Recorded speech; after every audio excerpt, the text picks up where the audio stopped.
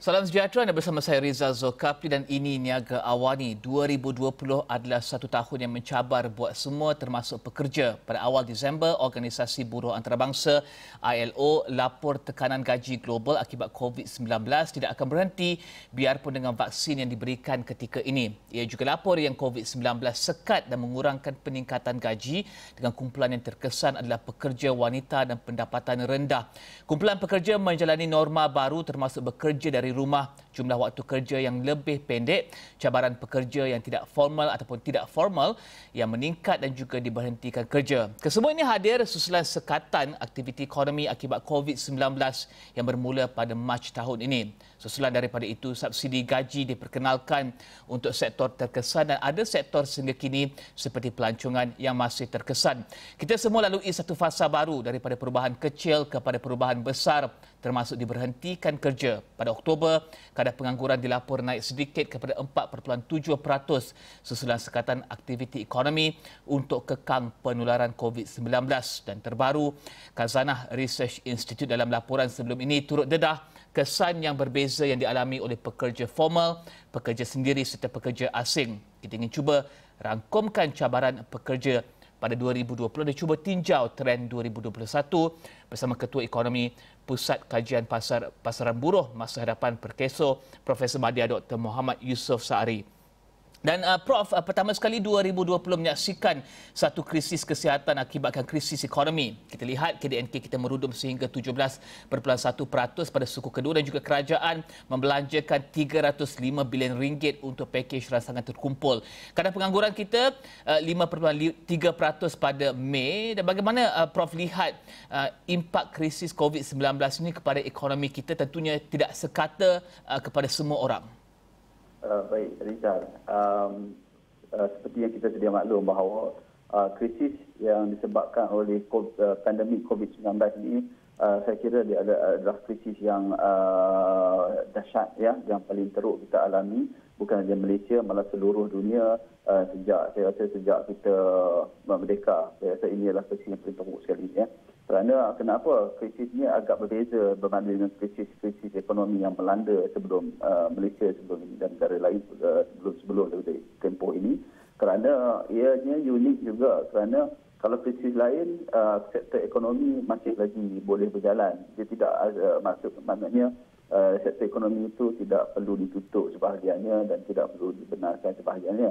Tapi kalau dalam konteks pandemik COVID-19 ini, kesannya menyebabkan kedua-dua ekosistem permintaan ataupun pengeluaran dan juga penawaran dari sudut ekonomi itu terganggu, ya.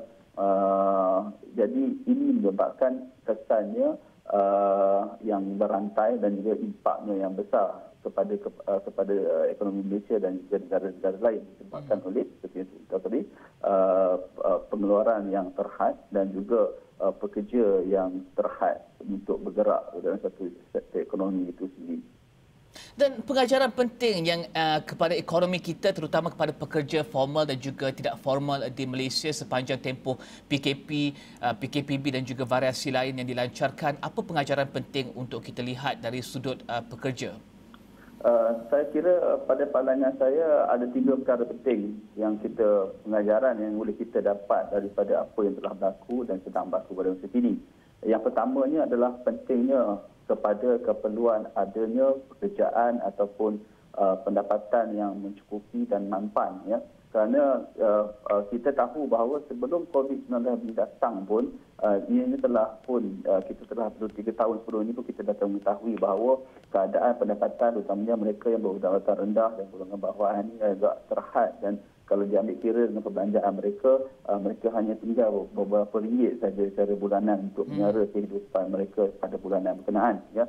Keduanya, pentingnya adanya jaringan keselamatan sosial kepada keseluruhan kita nak keseluruhan pekerja itu sendirilah, bukan saja caruman keselamatan, juga caruman yang insurans pekerjaan itu juga penting. Kalau boleh kita nak semua pekerja ada dilindungi oleh insurans pekerjaan, kerana kita telah melihat bahawa ketika pandemik ini insurans pekerjaan itu sangat membantu kepada golongan mereka yang kehilangan pekerjaan. Yang ketiga, saya berpandangan bahawa perlunya ada sumber pekerjaan ataupun pendapatan sokongan ya untuk menyokong bukan saja ketika menghadapi krisis, malah ketika mendepani ekonomi selepas krisis ataupun ketika ekonomi normal ya. Kerana kita dah melihat bahawa keadaan pasaran buruh, keadaan kebajikan pekerja dan juga isi rumah keseluruhannya di Malaysia agak meruncing kerana pendapatan utama tidak menyokong sepenuhnya atau mencukupi untuk membelanjakan kepada untuk memastikan kelangsungan hidup isi rumah itu sendiri. Jadi saya kira penting untuk isi rumah atau pekerja di luar sana memikirkan keselamatan pekerjaan mereka sendiri ya. Itu memastikan adanya backup ataupun sumber pendapatan pekerjaan kedua ataupun ketiga supaya mereka boleh jika berlaku krisis lagi mereka mempunyai cukup keuangan dan cukup untuk bertahan semasa krisis berlaku. Mari kita go deeper dengan izinnya kepada pekerja tidak formal, pekerja sendiri, pekerja pendapatan rendah. Adakah krisis COVID-19 yang menjadi krisis ekonomi ini memberikan kesan yang lebih berat sebelah, lebih negatif kepada pekerja-pekerja ini? Memang benar sama sekali ya. Kalau keseluruhannya golongan yang terkesan akibat krisis ini yang melanda sekarang ini adalah mereka yang berpendapatan rendah, terutamanya mereka yang juga termasuk mereka yang berpendapatan bekerja tidak formal, bekerja ekonomi platform digital yang mana mereka ini tidak mempunyai, kebanyakan mereka ini tidak mempunyai jaringan keselamatan sosial ya. Maksudnya seolah-olah gaji mereka kalau bahasa mungkin kita bercakap bahasa yang ini adalah kais pagi bukan pagi, mungkin ada sebagainya mungkin tidak, tapi ada sebagainya begitu ya. Jadi kita kelangsungan pendapatan ataupun kemampanan ataupun sustainable income itu ada sangat penting dalam konteks ini. Tapi ya Rizal, perkara ini bukan perkara baru ya. Sebenarnya sebelum COVID itu sendiri 2-3 tahun sebelum COVID ini, tsunami COVID ini datang, isu ini telah pun berada di dalam ekonomi kita, terutama di pasaran buruh. Tapi kita ada beberapa kajian pun telah membangkitkan perkara ini, membangkitkan isu ini, tetapi kekurangan perhatian dilakukan. Jadi apabila COVID datang, tsunami COVID ini datang, perkara ini menjadi lebih parah. Dan ini yang kita dapati dan kita rasai pada ketika ini yang menyebabkan memanggil ataupun menuntut supaya perubahan ataupun sesuatu perlu dilakukan kepada mereka-mereka ini. Dan COVID-19 juga mendedahkan bagaimana realiti sebenar tempat tinggal pekerja asing, kesannya kepada penularan COVID-19. Bagaimana Prof lihat realiti baru ini kepada bagaimana mereka menjaga pekerja asing mereka, menempatkan pekerja asing mereka, realiti ini kepada syarikat-syarikat besar di luar sana. Ini semua telah dibawa kepada pengetahuan umum. Adakah ini satu realiti sebenar dan adakah di masa hadapan kos mungkin meningkat bagi majikan? Ini realiti sebenar dan realiti yang telah berlaku lama pun dalam ekonomi kita. Cuma bila seperti sama juga kesnya seperti pekerja tidak formal, realitinya pun dah lama. Isu pekerja pengurusan pekerja asing dah lama. Kajian yang saya lakukan 3 tahun lepas pun menunjuk bagi sektor makanan dan minuman pun kita lihat yang sama, yang mana majikan sebelum ini cenderung untuk kenapa memilih untuk ataupun ketagih ya, setengah kataan mereka menggunakan kataan ketagih kepada pekerja asing ini kerana mereka boleh mengjimatkan kos dalam konteks kerana mereka tidak perlu menyediakan keadaan tempat tinggal yang kita panggil sempurna lah, boleh berasak-asak. Jadi apabila COVID ini datang, tsunami COVID ini datang, jadi telah menunjukkan bahawa pentingnya kepada mereka untuk mengambil tindakan yang betul. Ya. Maksudnya isu tempat tinggal, isu kebajikan pekerja asing perlu diutamakan. Baiknya perkara ini di masa hadapan dan juga baiknya perkara ini kepada pekerja Malaysia, ada pekerja lokal kita adalah, pekerja tempatan kita adalah ini akan mewujudkan situasi yang mana secara perbandingannya akan memberi manfaat juga kepada pekerja tempatan, kerana apabila pekerja di masa datang majikan akan menyediakan tempat tinggal yang lebih baik, bajikan yang lebih baik, dan ini akan menyebabkan ramai pekerja tempatan untuk bekerja ataupun menggantikan pekerja asing. Ini sesuatu yang baik dan sesuatu yang progresif saya lihat untuk menuju ke hadapan. Ia tidak sangat menunjukkan, tidak sangat mendatangkan kos kepada majikan sebenarnya. Jika kita faham bahawa dari segi prestasi pekerjanya, kebajikan pekerja kalau dijaga, maka prestasi pekerja lebih baik, produktiviti pekerja lebih baik, dan produktiviti ini akan menyumbang kepada keuntungan syarikat itu sendiri.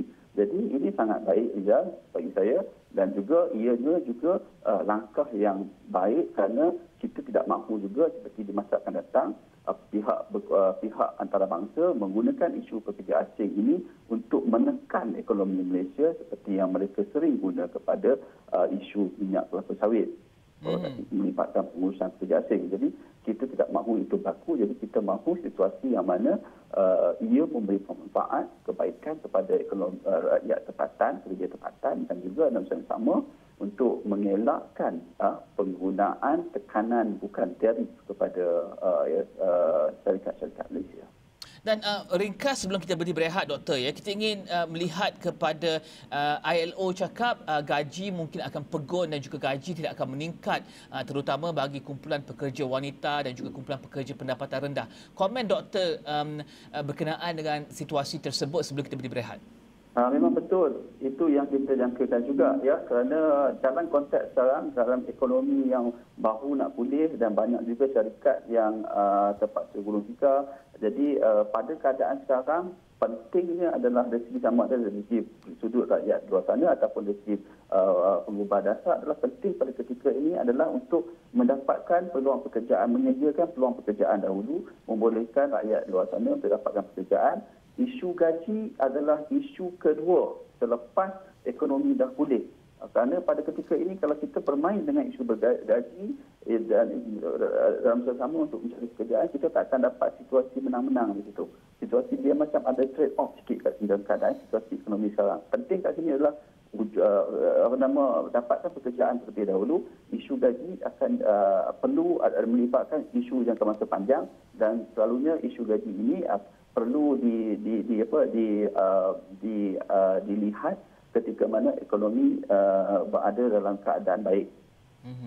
Dan Doktor, kita akan beri berehat seketika. Selepas ini kita lihat bagaimana pelbagai agensi kerajaan bersatu, bergabung tenaga, bergabung kepakaran untuk memastikan manfaat yang diumumkan dalam pakej rancangan disalurkan kepada pekerja majikan dengan baik. Kita bincangkan perkara tersebut sebentar saja lagi.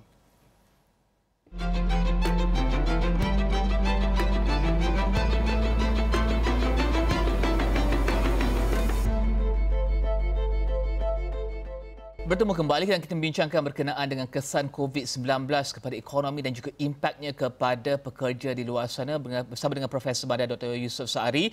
Prof, kita melihat kepada bagaimana satu kerjasama diwujudkan oleh pelbagai agensi kerajaan untuk membantu pekerja ini daripada pengagihan dana yang disediakan melalui penjana dan juga prihatin kepadalah latihan semula diberikan kepada pekerja ini. Bagaimana Prof lihat aktiviti ini dan juga apakah best practices yang kita boleh pastikan dikekalkan untuk pastikan badan seperti PEKESO, KWSP, semua ini dapat ditambah baik fungsi mereka dan juga melihat kepada kebajikan pekerja?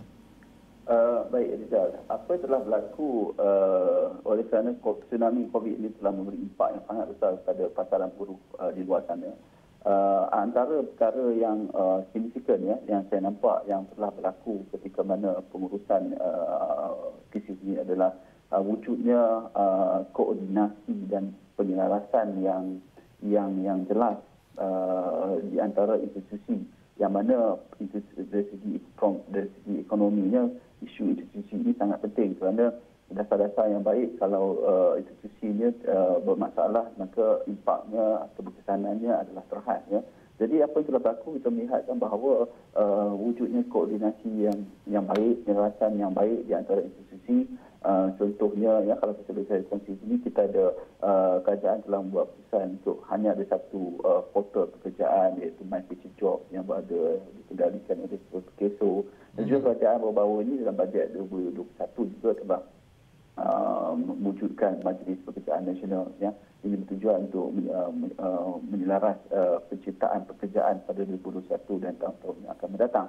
Jadi ini satu perkara yang sangat baik yang saya kira. Wujud juga penyelarasan ataupun dari segi data, ya, Riza. Ekonomi ini telah menunjukkan bahawa data-data yang sedia ada sebelum ini ada keterhadnya, limitasinya tertentu, maka telah ada wujud koordinasi penyelarasan data supaya untuk membantu membuat data cepat, bukan saja untuk memantau keadaan semasa dan juga cepat untuk mengambil tindakan yang sesuai. Jadi ini kita mengharapkan perkara ini berterusan dan juga bukan saja berterusan dan ditambah baik di masa hadapan dengan melihat kepada kita panggil perubahan atau reformasi institusi ini. Dan salah satu penting, ya, sebenarnya faktor institusi ini, kalau kita lihat, ya, 5-6 tahun tahun-tahun kebelakangan ini, kalau kita tengok baca buku polisi, bukunya sangat dasar-dasarnya sangat baik sekali, tetapi kalau kita lihat data yang dibuat dan juga keberkesanannya untuk mencapai target itu tidak ada banyak perkara yang agak tidak memuaskan. Jadi salah satu sebabnya dari segi ekonomi kita menunjukkan bahawa faktor institusi. Jadi saya berpandangan COVID-19 ini telah datang membawa mesej yang jelas, iaitu perlunya ada perubahan institusi yang lebih baik, yang lebih mesra kepada ataupun yang lebih mampu mendukung perubahan ekonomi yang lebih baik masa depan. Haruskah polisi, agensi tersebut, dasar-dasar tersebut mesra pekerja, mesra majikan? Adakah kita perlu pilih site tersebut dengan izinnya? Sebenarnya dari dasar-dasar yang sebelumnya yang kita buat, kita telah melihat, ya, kebaikannya dari sisi keseluruhan aspek, iaitu bukan sahaja pada pekerja, bukan juga kepada majikan, tetapi kadang-kadang kita tahu bahawa dasar itu mungkin tidak dapat dilaksanakan dengan baik kerana beberapa perkara, beberapa faktor. Contohnya institusi yang melaksanakan, juga selain itu adalah mungkin kecukupan maklumat dan data untuk kita pantau dan juga untuk mengubah suai itu adalah terhad.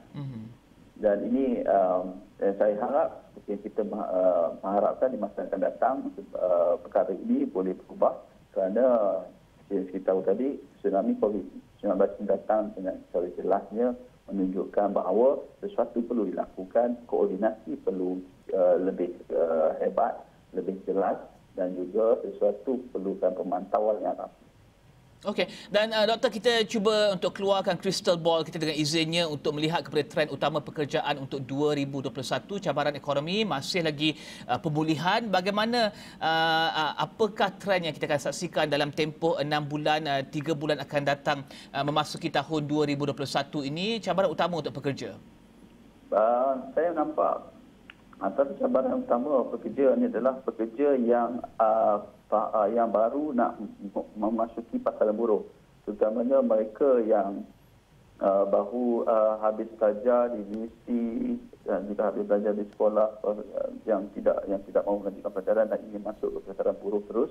Mereka ini akan menghadapi cabaran. Saya kira cabaran yang besar terutamanya mereka yang pada graduan, kerana pada ketika ini, ketika era pemulihan ini, tempoh pemulihan ini dan juga sebelum ini pun, ya, pekerjaan banyak dicipta oleh industri bagi kategori separa mahir dan tidak mahir. Sedangkan kita banyak mengeluarkan pekerja yang mahir, terutamanya di kalangan mereka yang diploma, ijazah dan ke atas.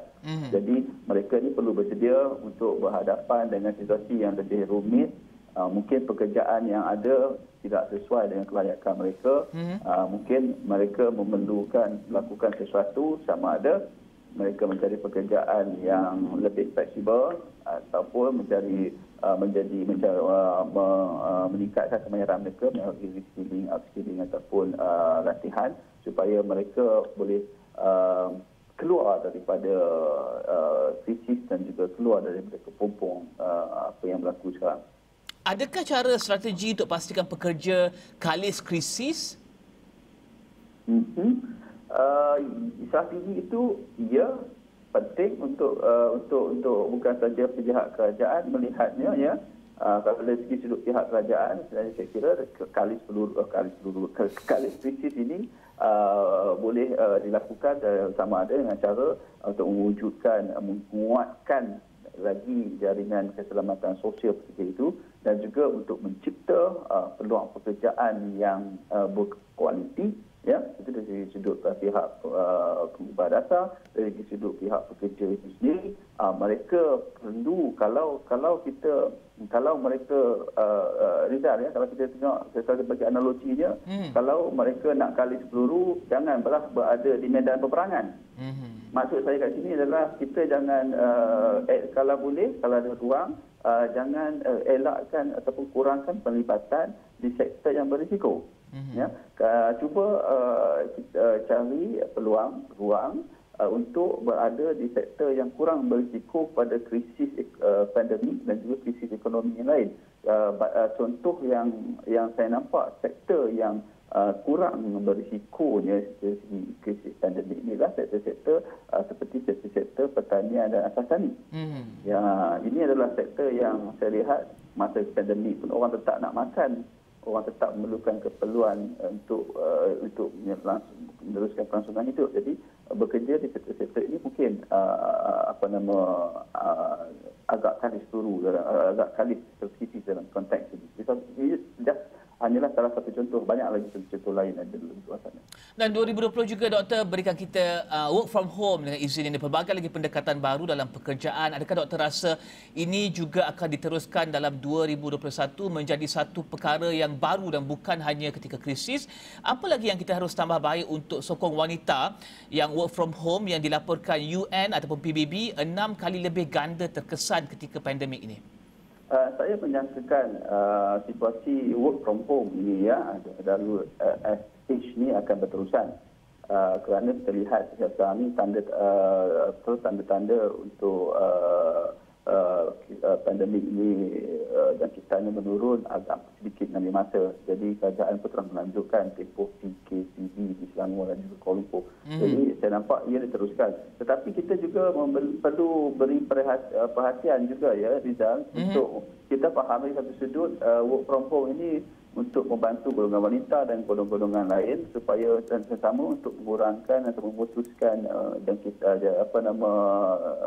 jangkitan tersebut. Tapi beberapa perkara kita kena ambil perhatian. Yang pertamanya kita kena tengok infrastruktur dan juga konektiviti di rumah itu bagaimana situasinya, kena ambil kira kerana ini mempengaruhi cara kerja dan juga produktiviti pekerja itu sendiri.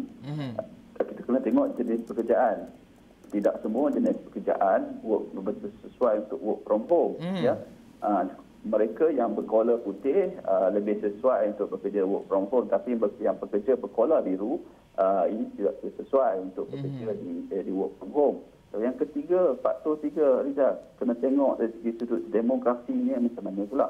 Kerana work from home ni kalau kita lihat trendnya ataupun pemerhatiannya, ia lebih terkesan ataupun lebih berjaya untuk disandarkan bagi golongan muda, ya.